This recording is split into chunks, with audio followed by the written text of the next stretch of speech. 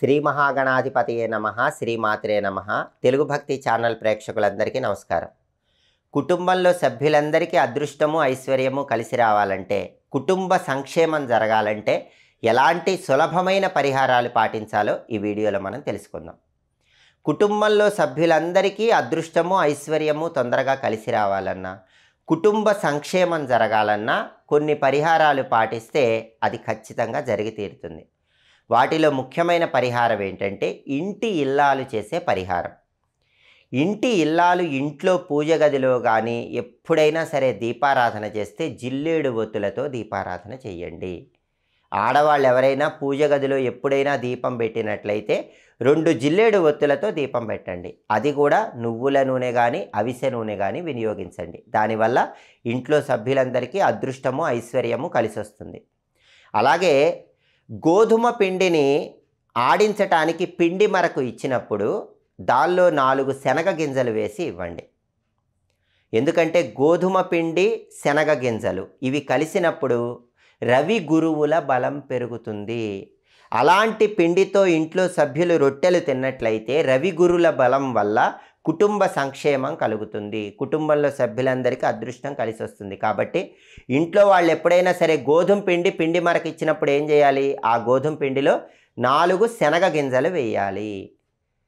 ఆ పిండితో రొట్టెలు తింటే గనక కుటుంబంలో కలహాలు ఉండవు. కుటుంబంలో సభ్యులందరికీ అదృష్టం కలిసి వస్తుంది. అలాగే చాలామందికి కుటుంబంలో ఒకరంటే ఒకరికి పడక ఎప్పుడు గొడవలు అవుతూ ఉంటాయి. కుటుంబ కలహాలు ఉంటే లక్ష్మి దూరం అయిపోతుంది, దరిద్ర దేవత ఇంట్లోకి ప్రవేశిస్తుంది. కుటుంబ కలహాలు రాకుండా ఉండాలంటే ఎప్పుడైనా సరే వీలైనప్పుడు కుటుంబంలో సభ్యులందరూ ఒకసారి బావి నీళ్లతో స్నానం చేయండి. బావిలో ఉన్న నీళ్లతో స్నానం చేసి ఆ తర్వాత గోమాతకు 5 రకాలైన పప్పు ధాన్యాలు తినిపించండి. ఈ పరిహారం చేస్తే కుటుంబ సభ్యుల మధ్య క్రమక్రమంగా విభేదాలు తగ్గిపోతాయి, అందరూ అనుకూలంగా ఉంటారు. దానివల్ల దరిద్ర దేవత ఇంట్లోంచి బయటికి వెళ్ళిపోతుంది, లక్ష్మీదేవి గృహంలోకి ప్రవేశిస్తుంది. అలాగే చాలామందికి ఇరుగు పొరుగు వాళ్ళ వల్ల కూడా ఇబ్బందులు ఉంటాయి. పక్కింటి వాళ్ళ వల్ల కానీ ఎదురింటి వాళ్ళ వల్ల కానీ వీధిలో ఉన్న వాళ్ళ వల్ల కానీ సమస్యలు వస్తూ ఉంటాయి. పక్కింటి వాళ్ళ వల్ల ఎదురింటి వాళ్ళ వల్ల వీధిలో ఉన్న వాళ్ళ వల్ల సమస్యలు వస్తూ ఉంటే ఏ సమస్యలున్నా ఆ సమస్యలు పోగొట్టే శక్తి 11 కొబ్బరికాయల పరిహారానికి ఉందని పరిహార శాస్త్రంలో చెప్పారు. ఈ 11 కొబ్బరికాయల పరిహారం ఏంటంటే, మీకు తరచుగా ఎవరో ఒకరి వల్ల పక్కింటి వాళ్ళ వల్ల కానీ ఎదురింటి వాళ్ళ వల్ల కానీ వీధిలో వాళ్ళ వల్ల కానీ ఇబ్బందులు వస్తూ ఉంటే మీ జన్మ నక్షత్రం ఉన్న రోజు లేదా మీ నామ నక్షత్రం ఉన్న రోజు లేదా ఏదైనా మంచి రోజు 11 కొబ్బరికాయలు తీసుకొని దగ్గరలో ఉన్నటువంటి నది దగ్గరకు వెళ్ళండి, లేదా చెరువు దగ్గరకు వెళ్ళండి, లేదా పారే నీళ్ళ దగ్గరకు వెళ్ళండి. ఒక్కొక్క కొబ్బరికాయ కుడి చేత్తో తీసుకొని తల చుట్టూ తిప్పుకుంటూ మీకు ఎవరి వల్ల అయితే సమస్య ఉందో వాళ్ళ పేరు చెప్పుకొని ఆ తర్వాత ఆ కొబ్బరికాయ ఎడం చేతిలో పట్టుకొని ఆ పారే నీళ్ళల్లో విసిరేయండి. అలా 11 కొబ్బరికాయలు కూడా మీ తల చుట్టూ తిప్పుకుంటూ మిమ్మల్ని ఇబ్బంది పెట్టే వాళ్ళ పేరు చెప్పి ఆ తర్వాత ఆ కొబ్బరికాయలు ఎడం చేత్తో తీసుకొని పారే నీళ్ళల్లో విసిరేయండి. అలా చేస్తే క్రమక్రమంగా మీకు ఎవరి వల్ల అయితే ఇబ్బందులు వస్తున్నాయో వాళ్ళు మీకు అనుకూలంగా మారతారని తాంత్రిక పరిహార శాస్త్ర గ్రంథాలలో చెప్పారు. అలాగే చాలామందికి ఇంట్లో ఉన్న సమస్య ఏంటంటే, ఇంట్లో సభ్యుల్లో ఎవరో ఒకళ్ళు వ్యసనాల బారిన పడటం, ఇంటిని సరిగా పట్టించుకోకపోవటం, వృత్తిని కానీ చదువును కానీ పట్టించుకోకపోవటం, డబ్బులు ఎక్కువగా ఖర్చు చేస్తూ ఉంటాం, చెప్పిన మాట వినకపోవటం, ఇలా ఇంట్లో ఒక వ్యక్తి కానీ 2 వ్యక్తులు కానీ ఇంటికి ఎప్పుడు సమస్య సృష్టిస్తూ ఉంటారు. అలా ఎవరో ఒకళ్ళు వ్యసనాల వల్ల కానీ లేదా చెడు తిరుగుళ్ళ వల్ల కానీ లేదా డబ్బు ఎక్కువగా ఖర్చు పెట్టడం వల్ల కానీ చెప్పిన మాట వినకుండా ఇబ్బంది పెట్టడం వల్ల కానీ మీకు ఏదో ఒక సమస్య సృష్టిస్తూ ఉంటే ఆ సమస్య నుంచి బయటపడేసేటటువంటి శక్తి శంఖ పుష్ప వేరుకుంటుందని తాంత్రిక పరిహార శాస్త్ర గ్రంథాలలో చెప్పారు. అందుకే ఎప్పుడైనా సరే మీకు వీలైనప్పుడు శంఖ పుష్ప వేరు అని ఉంటుంది. ఆ శంఖ పుష్ప వేరును తెచ్చి దాన్ని ఒక ఎరుపు రంగు వస్త్రంలో మూట కట్టండి. మళ్ళీ ఆ మూటను ఒక పసుపు రంగు వస్త్రంలో చుట్టండి. మళ్ళీ దాన్ని ఒక ఆకుపచ్చ రంగు వస్త్రంలో చుట్టండి. మళ్ళీ దాన్ని ఒక తెలుపు రంగు వస్త్రంలో చుట్టండి. శంఖ పుష్ప వేరుని ఎరుపు రంగు వస్త్రంలో చుట్టాలి, పసుపు రంగు వస్త్రంలో చుట్టాలి, మళ్ళీ ఆకుపచ్చ వస్త్రంలో చుట్టాలి, తెలుపు వస్త్రంలో చుట్టాలి. అలా చుట్టిన తర్వాత ఆ మూటని ధనం దాచే బీరువాలో దాచిపెట్టండి. ముందు ఆ మూటను ఒకరోజు పూజ గదిలో ఉంచి ధూపం వేసి తర్వాత ధనం దాచే బీరువాలో ఏర్పాటు చేస్తే ఆ శంఖపుష్ప వేరు నుంచి వచ్చేటటువంటి శక్తి మీ ఇంట్లో వ్యసనాల బారిన పడిన వాళ్ళని మారుస్తుంది.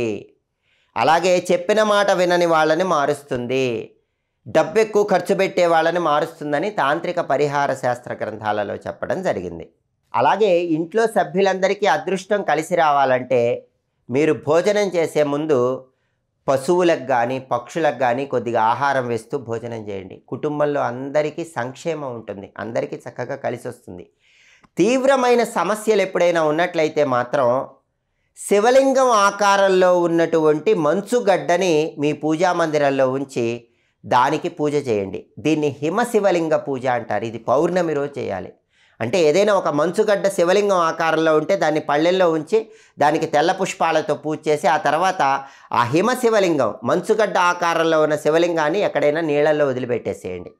దీనివల్ల తీవ్రమైన కష్టాల నుంచి సులభంగా బయటపడవచ్చని కూడా పరిహార శాస్త్ర గ్రంథాలలో చెప్పారు. కాబట్టి కుటుంబ సంక్షేమం కోసం, కుటుంబంలో సభ్యులందరికీ అదృష్టం కలిసి రావడానికి ఈ ప్రత్యేకమైన పరిహారాలు పాటించండి. సమస్త శుభాలను సిద్ధింపజేసుకోండి. ఐశ్వర్యం ఉన్నా అనుభవించలేని పరిస్థితి ఉన్నప్పుడు వేపాకులకు సంబంధించిన ఎలాంటి పరిహారం పాటిస్తే ఐశ్వర్యాన్ని సులభంగా అనుభవించవచ్చో ఈ వీడియోలో మనం తెలుసుకుందాం. చాలామందికి ఐశ్వర్యం ఉన్నా అనుభవించలేని స్థితి ఉంటుంది. అంటే అర్థం ఏంటంటే ఇంట్లో తల్లికి తండ్రికి ప్రాపర్టీస్ ఉంటాయి కానీ పిల్లలకి ఇవ్వరు. అత్తమామలకు ప్రాపర్టీస్ ఉంటాయి కానీ ఇవ్వరు. లేకపోతే ఇంట్లో పెద్దవాళ్ళకు ప్రాపర్టీస్ ఉంటాయి కానీ రావాల్సిన వాళ్ళకి ఇవ్వరు. దీన్నే ఐశ్వర్యం ఉన్నా అనుభవించలేని స్థితి అనే పేరుతో పిలుస్తారు. అలాగే చాలామందికి సొంత ఇళ్ళు ఉన్నా సరే అద్దెళ్లలో ఉండాల్సిన పరిస్థితి ఉంటుంది. ఇంకొంతమందికి తల్లిదండ్రులకి అత్తమామలకి ఇలా అందరికీ డబ్బులు ఎన్నున్నా సరే వీళ్ళకి మాత్రం ఇవ్వరు. వీళ్ళు మాత్రం ఫైనాన్షియల్గా ఇబ్బందులు ఎదుర్కొంటూ ఉంటారు. అంటే తరంలో డబ్బు ఉంటుంది, తరంలో ప్రాపర్టీస్ ఉంటాయి కానీ వీళ్ళ చేతికి మాత్రం రావు. దీన్నే ఐశ్వర్యం ఉన్నా అనుభవించలేని స్థితి అనే పేరుతో పిలుస్తారు. అన్ని ఐశ్వర్యాలు, చెప్పుకోవడానికి ఆస్తులు ఉంటాయి, చెప్పుకోవడానికి డబ్బులు ఉంటాయి కానీ అవసరానికి డబ్బు కానీ ఆస్తి కానీ చేతిలో ఉండక బాధపడుతూ ఉంటారు, కష్టాలు పడుతూ ఉంటారు. దీన్నే ఐశ్వర్యం ఉన్న అనుభవించలేని స్థితి అంటారు. ఆ స్థితి ఉన్నప్పుడు ఆ స్థితి నుంచి తొందరగా బయటపడటానికి మీకు పేరెంట్స్ నుంచి కానీ అత్తమామల నుంచి కానీ రావాల్సిన డబ్బులు, రావాల్సిన ప్రాపర్టీస్ తొందరగా రావటానికి వేపాకులు విశేషంగా సహకరిస్తాయి. అందుకని మీరేం చేస్తారంటే మంగళవారం రోజు వేపాకులు ఒక దండలాగా తయారు చేసి ఆ వేపాకుల దండ మీ ఇంటి మెయిన్ ఎంట్రన్స్ సింహద్వారానికి కట్టండి. వారానికి ఒకసారి ఆ వేపాకుల దండ మారుస్తూ ఉండండి. ఇలా ఇంటి సింహద్వారానికి వేపాకుల దండ ఉంటే మీకు రావాల్సిన ప్రాపర్టీస్, డబ్బు తొందరగా వచ్చి మీరు ఐశ్వర్యాన్ని అనుభవించగలుగుతారు. అలాగే ఐశ్వర్యం అనుభవించగలిగే శక్తి రావాలంటే ఎప్పుడైనా ఒకసారి మీకు వీలైనప్పుడు అమ్మవారి ఆలయంలో అమ్మవారికి మీ చేత్తో పసుపు రంగు చీరను సమర్పించండి. అంటే చీరలో అనేక రంగులు ఉన్నప్పటికీ పసుపు రంగు ఎక్కువగా ఉండాలి. పసుపు రంగు ఎక్కువగా ఉన్నటువంటి పసుపు రంగు చీరని అమ్మవారి ఆలయంలో సమర్పించి అమ్మవారికి ఆ చీర పెట్టాక అమ్మవారి టెంపుల్లో ధ్వజస్తంభం దగ్గరికి రండి. ఆ ధ్వజస్తంభం దగ్గర ఒక తమలపాకు పెట్టండి. ఆ తమలపాకు మీద మినపపిండితో చేసిన ప్రమిద ఉంచి దానిలో ఆవు నెయ్యి పోసి దీపాన్ని వెలిగించండి. ఎవరైతే వీలైనప్పుడు అమ్మవారి టెంపుల్లో ఇలా పసుపు రంగు చీరెచ్చి ధ్వజస్తంభం దగ్గర తమలపాకు మీద మినపపిండి ప్రమిదలో ఆవు నెయ్యి పోసి దీపం పెడతారో వాళ్ళ ఐశ్వర్యం తొందరగా వాళ్ళ చేతికి వస్తుందని పరిహార శాస్త్రంలో చెప్పారు. ప్రాపర్టీస్ ఎంజాయ్ చేస్తారు, డబ్బు ఎంజాయ్ చేస్తారు. అలాగే వీలైనప్పుడు ఒకసారి కలాకండ, నానబెట్టినటువంటి శనగలు లేదా తాళింపు పెట్టినటువంటి శనగలు, ఈ రెండు కూడా శనివారం ఎక్కడైనా ఆలయంలో భక్తులకు పంచిపెట్టండి. అలా పంచిపెడితే కూడా ఐశ్వర్యం ఉన్నా అనుభవించలేని స్థితి నుంచి బయటపడవచ్చు, ఐశ్వర్యాన్ని అనుభవించగలుగుతారు. అలాగే ఇంట్లో శివలింగం ఉన్న వాళ్ళు ఎవరైనా సరే రోజు శివలింగానికి మారేడు దళాలతో పూజ చేస్తూ బిల్వాష్టకం చదువుకుంటే మీకు రావాల్సిన ప్రాపర్టీస్ తొందరగా వస్తాయి, రావాల్సిన డబ్బులు తొందరగా వస్తాయి. అలాగే పేద పిల్లలకి పుస్తకాలు పంచిపెడితే కూడా ప్రాపర్టీసు, డబ్బులు ఎంజాయ్ చేసే స్థితి మీకు వస్తుంది.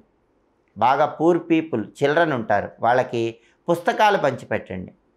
అప్పుడు అమ్మవారి అనుగ్రహం కలిగి మీకు రావలసిన ప్రాపర్టీస్ కానీ డబ్బు కానీ తొందరగా వస్తుంది. అలాగే బాలరాముడికి తల్లి అన్నం పెడుతున్నటువంటి ఒక ఫోటో ఉంటుంది. అంటే చిన్నప్పుడు శ్రీరామచంద్రమూర్తికి తల్లి అయినటువంటి కౌసల్య లేదా కైకేయి అన్నం పెడుతూ ఆకాశంలో చంద్రుడిని చూపిస్తున్నటువంటి ఒక ఫోటో ఉంటుంది. ఆ ఫోటో మీ ఇంట్లో పెట్టుకొని రోజు పని మీద బయటికి వెళ్ళేటప్పుడు నమస్కారం చేసుకున్నా కూడా మీరు ఐశ్వర్యం ఉన్న అనుభవించలేని స్థితి నుంచి తొందరగా బయటికి రావచ్చని పరిహార శాస్త్రంలో చెప్పడం జరిగింది.